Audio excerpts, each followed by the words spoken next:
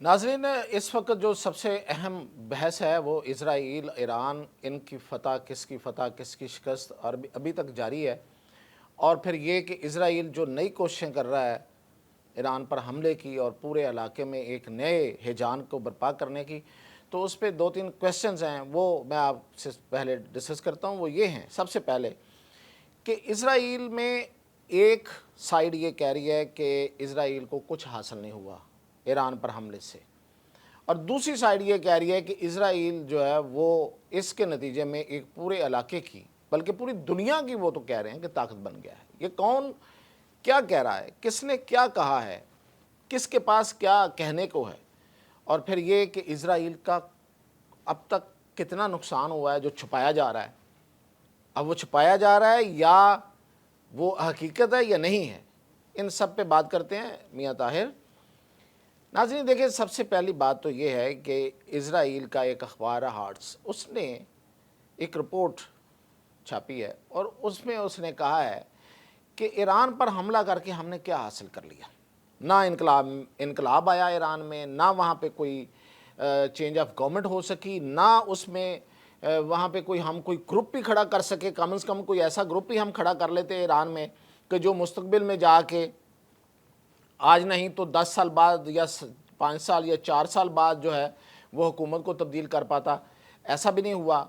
और फिर ये कि ईरान जो है वो पहले से ज़्यादा अपने लोगों के लिए मजबूत बनकर उभरा है, ख़ास तौर पे जो ईरान की इसराइल के हवाले से जो मौक़िफ़ रहा है वो लोगों की याददाश्तों में और मजबूत हो गया है।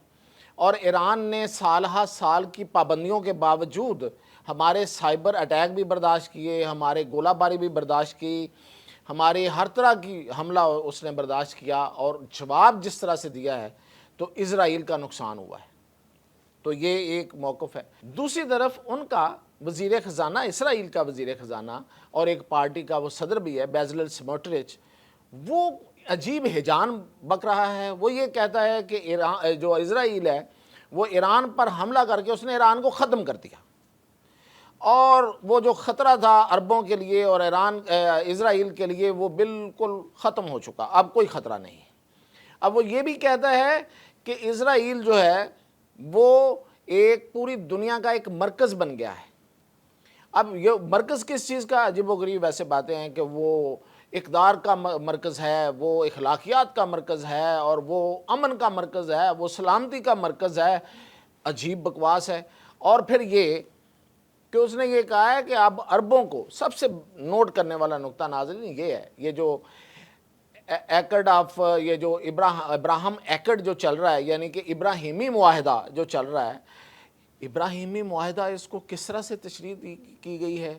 इब्राहिमी मुआहदे का मतलब ये है कि हज़रत इब्राहीम के 3 आगे जो मज़ाहिब उनमें से बने, उनके बाद उसमें ईसाइयत है, उसमें यहूदियत है, उसमें इस्लाम है, तो ये तीनों इकट्ठे रह सकते हैं, ये मुआहदा है। अच्छा, अब ये मुआहदा अभी ट्रंप कहता है कि आए इस पे, ईरान भी इस पे आए, फ़लाँ भी आए, फ़लाँ भी आए। हम इस बहस में नहीं पड़ते कि क्या ये जो इब्राहिम एकड है ये हमारी तालीमात, इस्लाम की तालीमात के मुताबिक चल सकता है या नहीं चल सकता, कुरान इस पे क्या कहता है। लेकिन हम ये कहते हैं कि हम एक लम्हे को ये बात मान लेते हैं कि बकाए बाहमी के असूल के तहत जो इब्राहिम एकड है, यानी कि इब्राहिमी मुआहदा जो है वो हो जाता है। ये जो स्मोट्रिच है इसका क्या कर रहा है, ये उनका वज़ीर ख़ज़ाना है, ये उनकी हुकूमत का हिस्सा है, एक पार्टी का सरबराह है। वो ये कहता है कि इस मुआहदे पे कोई बात नहीं होगी, कोई बहस नहीं होगी, जिसने आना वो आए, इसे फैलना है। यानी कि पूरे अरब पेनिसुला, पूरे अरब के इस पूरे इलाके से, पूरे मिडल ईस्ट, पूरा मशरक़ वुस्ता इसकी लपेट में वो कहता आएगा। और फिर ये कि अरबों को हमारा मोहताज होना पड़ेगा, हमें उसके लिए पे करना चाहिए कि हमने उनके लिए अमन लेके आए, उन्हें पैसे देने चाहिए, उन्हें ज़्यादा से ज़्यादा हमें इसकी कीमत अदा करनी चाहिए, यानी उन्हें हमें हमारा शुक्रगुजार होना चाहिए, और वो खुद शामिल है, जिसने होना हो, जिसने नहीं होना ना हो। इस हद तक वो धमकियाँ दे रहा है। तो जो इस तरह का इब्राहिमी मुआहदा है, क्या उसमें शामिल होना है? क्या उसमें शामिल होगी इनकी निजात है? यानी कि वो इसराइल اس کا میں کہہ رہا ہوں اس کا جو وزیر خزانہ وہ کہہ رہا ہے، تو حکومت کہہ رہی ہے نا، وہ یہ کہہ رہا ہے کہ ہم اس وقت پوری دنیا کی طاقت بن گئے، ہم مرکز ہیں دنیا کے۔ وہ تو اس میں امریکہ کو بھی اٹھا کے پھینک رہا ہے، وہ کہتا ہے ہم مرکز ہیں، ہم مشرق و مغرب کے درمیان ایک برج بن گئے ہیں، ایک پل بن گئے ہیں، اور ہم ان لوگوں کو ملائیں گے اور ہمارے ذریعے ہر چیز اور پوری ٹریڈ بھی ہوگی پوری دنیا کے ساتھ۔ تو کیا اس معاہدے کا حصہ بننا ہے؟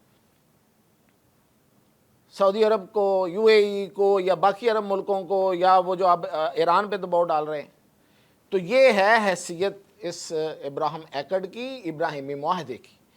اب میں آپ کو جو خبر دے رہا ہوں وہ یہ ہے کہ ان کی ایک ویب سائٹ ہے اسرائیل کی، ہیس، وہ کہتے ہیں کہ جی یہ ہیک ہو گئی ہے۔ اچھا، اس کی انفارمیشن سن لیں۔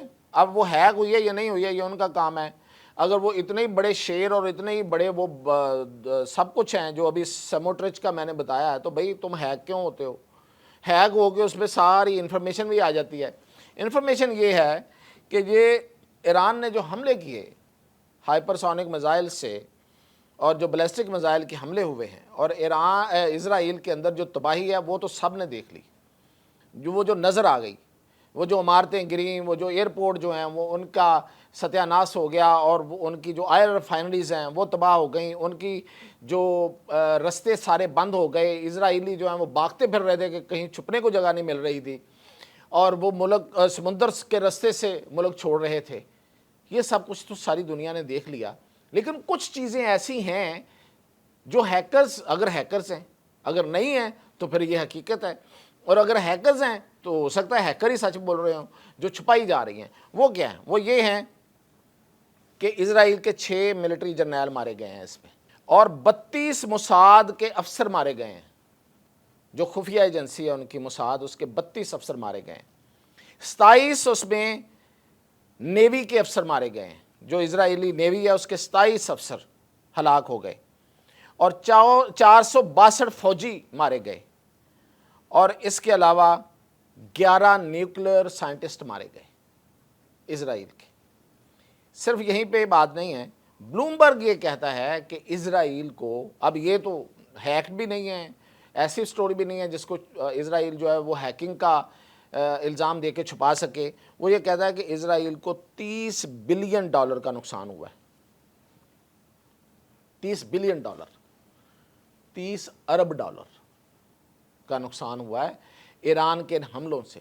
اب ایک طرف تو یہ حملے ہیں، اتنے لوگ ان کے مارے گئے ہیں، دوسری طرف یہ سموٹرچ کو دیکھیں کہ یہ کس طرح سے بول رہا ہے۔ اور میں نے جو پہلے بتایا ہے کہ ان کے اپنے اخبار یہ کہہ رہے ہیں کہ ہم نے کیا حاصل کیا ایران پر حملوں سے، پورا آسمان دنیا سر پہ اٹھائی ہوئی تھی، اور ایران کا بگڑا کیا؟ ٹھیک ہے، نقصان کیا، وہاں پہ لوگ بھی مارے، وہاں پہ جا کے کیا، لیکن ایران میں جو ان کے 2 مقصد تھے وہ تو حل نہیں ہو سکے۔